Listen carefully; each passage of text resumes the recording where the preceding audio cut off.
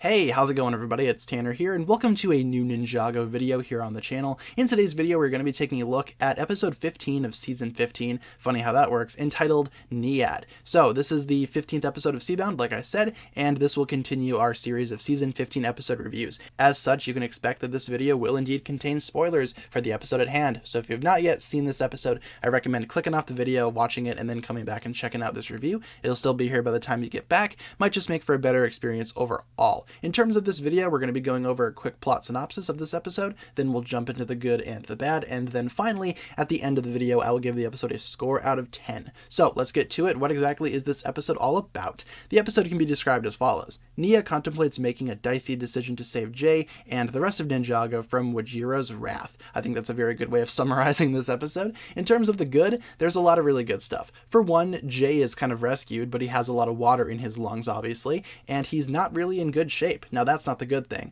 The good thing is how Nya reacts to it. Nya, of course, knows what she needs to do. She needs to go up against Wajira and Kalmar and find that same power that the original Master of Water had. And to do that, she has to say goodbye to Jay. There's a really sweet goodbye where Nya kind of kisses Jay's forehead as he's kind of passed out from nearly drowning, and she runs outside, she turns around, she mouths, "I love you," which is a big plus. I kind of squealed as a Jay and Nya shipper. I thought that was really well done, really cool. And then she turns into this new water elemental form. I'm going to call it the Nyad form for right now. And the transformation is really cool. Obviously, Nya becomes one with the sea. She gains some new abilities as this, but I really thought that the transformation sequence after saying that emotional goodbye to Jay, that was just perfect. Just cherry on top.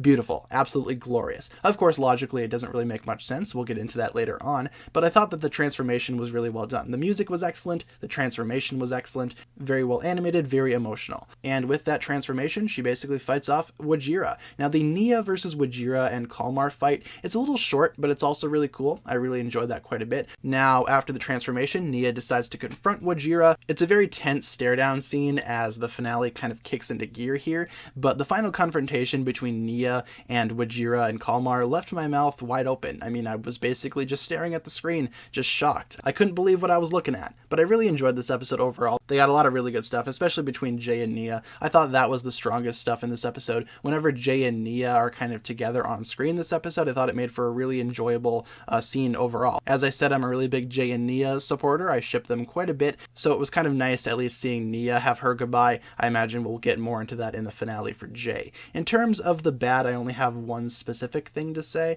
The transformation, how did she do it? Seems a little too convenient. I mean, Benthamar told her what happened to the original Master of Water, sure, but it's not like he told her how it was done, so I'm not sure how she was able to figure it out. Maybe it just had something to do with her power. Maybe she just felt how to do it. Maybe. I mean, that's the explanation that I'm going for right now. But I thought that the entire transformation scene, as beautiful as it is, I couldn't help but feel like it was a little too convenient. I mean, I would kind of like an explanation as to how she learned how to do it, but maybe there is one and I just missed it. For right now, I'm just going for maybe Nya learned how to do it through, I guess, the bloodline of the Elemental Master of Water. She kind of, pieced it together somehow using the power, so I'm just going to go with that. Needless to say, though, I did think that was like the only bad thing about this episode, quote-unquote bad. Otherwise, the rest of it is just glorious. It makes for a very solid part one for the two-part finale, and Nya transforming into her Nyad form, still one of my favorite scenes of Seabound. I think it's going to be one of the best scenes when it's all said and done, but we'll just have to wait and see what the finale holds. So in terms of a score for this episode, I only had like one minor nitpick, so I'm going to go ahead and give it a 9.5 out of 10, just taking off half a point for that brief little, I guess, bit of logic not found in the transformation scene. Otherwise, the rest of the episode, perfect. Couldn't really ask for a better episode overall. Like I said, very solid part one to the two-part finale. Thank you so much for checking out this review. Hopefully you guys enjoyed. Feel free to leave a comment talking about what you think about this episode down below,